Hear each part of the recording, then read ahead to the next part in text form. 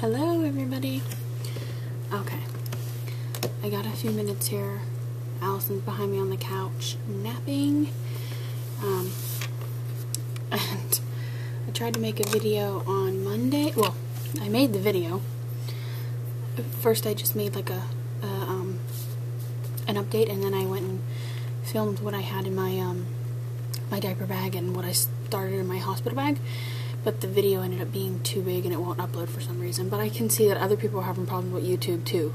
But it's okay, I'll just redo it. I'll just do it separately. I'll do the diaper bag, hospital bag video separately. And don't mind my cucky scab I have. It was started as a fever, blister, cold sore, whichever you want to call it.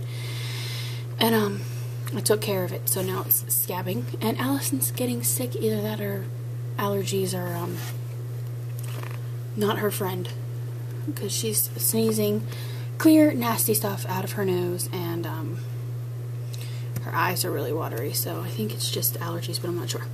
Anyways, 36 weeks and 2 days today, so that leaves 1, 2, 3, 4, 5 days until the amnio.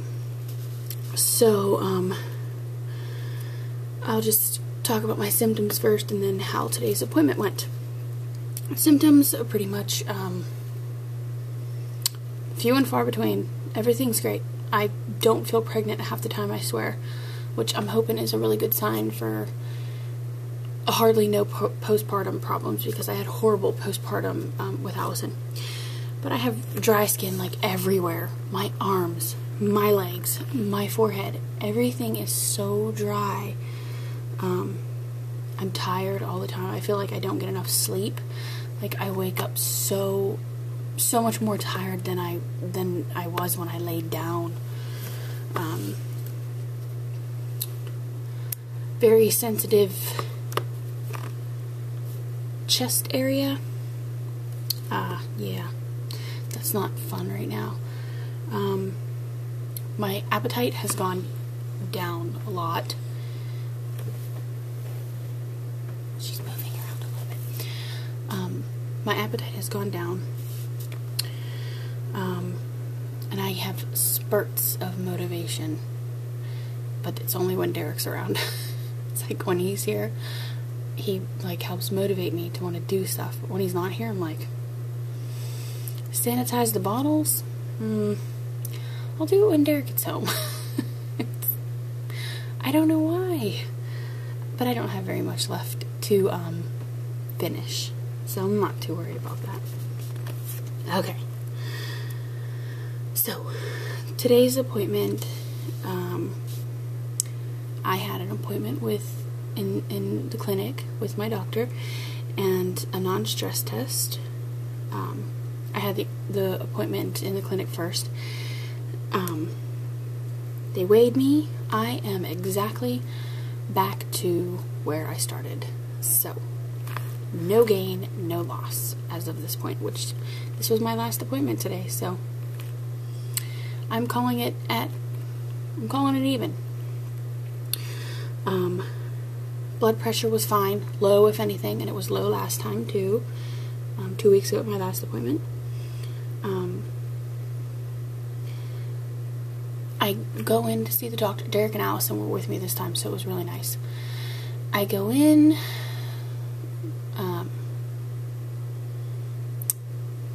doctor comes in, and she basically just kind of refreshes what she said to me at the last appointment, and she did an internal exam, and did the swabs for the group B strep, which I don't know when I'll get the results for that, but she said I was a fingertip dilated, which was way more than what I was at this point with Allison, so that's a good thing, I guess, to be doing something.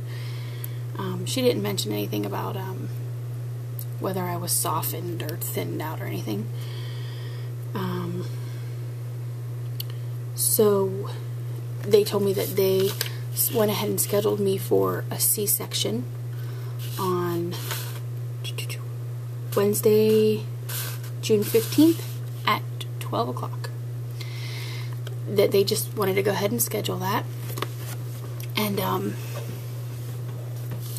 so after that appointment, she wanted me to go see go over to pre-op and talk with an anesthesiologist, just so they get to know me and I'm not just thrown in there, you know, so they know what's going on with me and all my medications and stuff. So the lady was really, really nice that I talked to, and she told me she had all kind of information, pictures of medical stuff like epidurals and spinals, and she explained the difference between the two and everything, and told me the different situations that could happen, what would happen with me. And I found out that even if the baby is head down, I still could be put under, because I am like 70 pounds heavier than I was when I was pregnant with Allison, and they got an epidural in me fine. The thing is, if they cannot get an epidural or spinal in, then I will have to be knocked out. But I don't really think I got chubby in my back, if that makes any sense. So I'm hoping if and when I want one, I'll be able to get one, and I won't have to be knocked out. But there's so much to explain. I asked her a million questions. She answered everything perfectly and honestly, and she told me that if I'm knocked out, that Derek will not be allowed in the room at all. And I know that some hospitals allow that and some don't. Well, apparently mine doesn't, and he's not too happy about that. But they told me that if I'm knocked out, baby does not leave my side. If baby is okay, baby does not leave my side. Will be in the recovery room with me. The only way baby would leave my side is if she needed to go to the NICU.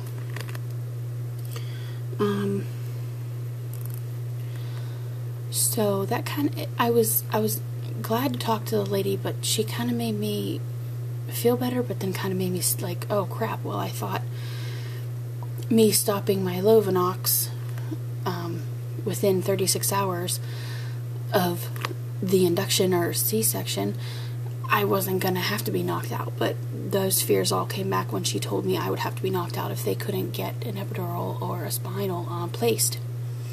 So that fear is still there. I thought it was gone, but it's still there now. She also told me that if I'm 8 centimeters along and I want an epidural, I can get it. She said if they see the baby's head coming out and I want an epidural, they can still give it to me. I was like, wow, I didn't know that you could still give it that late, but okay. So that's nice to know, because I got the epidural early with Allison because I was stuck at 5 centimeters for more than 5 hours, and I was like, okay, give me the epidural. I can't take this anymore. And it ended up slowing my progression down, and because you're not allowed to sit up, you're not allowed to walk around, you're not allowed to do nothing. And I had to turn from side to side every hour to help circulate the medication so it didn't just stay on my back and in my bum and stuff. So I want to be able to sit up and help Elena get down further, and then I'll deal with the pain. I'll deal with the pain if it means I won't be in the pain for as long as I was with Allison.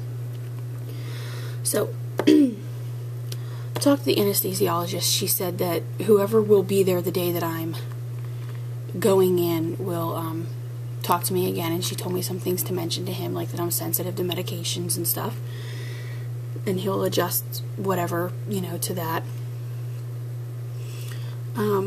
So then from there I went up to my non-stress test, and when I talked to the doctor said, I'm going to call up to the non-stress test and have them see if they can scan you with the ultrasound really quick to see if baby is head down or not. And I was like, okay, that's cool. And I'm like, I feel her kicking up really high, but that could be punches too if she's head up. So I get up to the non-stress test. I get all hooked up. Elena's showing them exactly what they need to see. And then I hear the lady at the desk calling for ultrasound to come. And it seemed like she wasn't even hung up with the phone, and there was a lady there. And she had this neat little handheld thing. It had to be no bigger than my hand. And it opened up like a video game or something. And on the top was the screen. And this wee little ultrasound wand. And she went down real low and popped it right on there and was like, yep, baby's head down. can't tell you how amazing those words sounded. So, and she hasn't made any big movements as of then. So I think she's still head down. And it's like, awesome, awesome news. Please stay there, Elena. Please stay head down. So she's looking great and sounded great, and she's head down. So I hope she stays that way for the next 5 days. Because, you know, if she's not, then I will have to go ahead and go with that scheduled C-section on the 15th.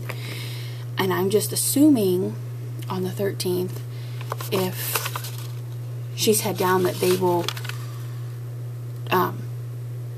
schedule me for an induction. I don't even know if it'll be the same day.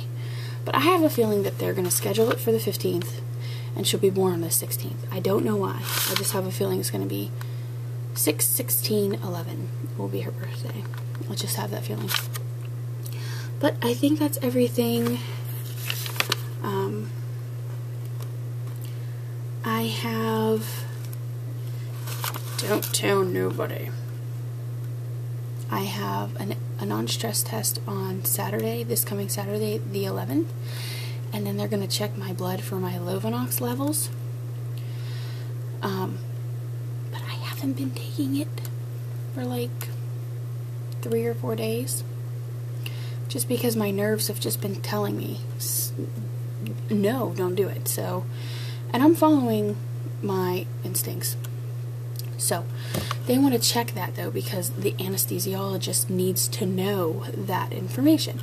So, Friday night, the 10th, I'm going to take a dose, and Saturday morning, I will take my last dose, and have my blood checked for that, just because he needs to know. But then, that should leave plenty enough time for it to be out of my system come Monday. And that's the other fear I have. Come Monday, what if they want to take her right then and there? So I told Derek, when we go in for the Amnio, we're bringing everything with us, just in case. And my mother will be here with Allison by then. My mother's coming in on Sunday night, so she'll be here. And, so we only have 5 more days. And then, I don't know what's going to happen. I hope she stays head down. I hope she is locked and loaded, and she's not going to want to budge. If she does, get ready for the tears, because it's C-section. Only option. And when I was being examined by the doctor today, they had a couple of students in there. Or no, there was a student and a nurse. This nice young man, and he... oh gosh, I lost my train of thoughts. I completely lost my train of thought. He was really nice, and what the heck was I getting at with that? I'm sorry. I have no brain. What was I going to say about him? I can't remember. He was nice. I'm really embarrassed. I can't remember what I was going to say. Anyways, I'll end the video now, and if anything changes come Saturday after that's the next time I'll be at the hospital for my non-stress test, I'll update, and I don't know, maybe me and Derek will make a video on the way to the Amnio on Monday morning, if he's in the mood to do that with me. Oh, I remember what I wanted to say about the student. He asked the doctor, he said, isn't there a technique that you can turn the baby? And then the doctor's, she's got her hand in there, and she's explaining to him why I'm not favorable for that. And he said, she said, the baby's big, and there's low fluid, and the position of the baby and where her placenta is makes it not favorable. But he asked some really good questions. Like, I really think he's going to be a really nice doctor. Okay, so I'll end it now, and I will make a video for sure Monday, letting everybody know what's going on then. So I'm gonna go film what's in my diaper bag and starting of the hospital bag and my breast pump. And yeah, talk to y'all later. Bye.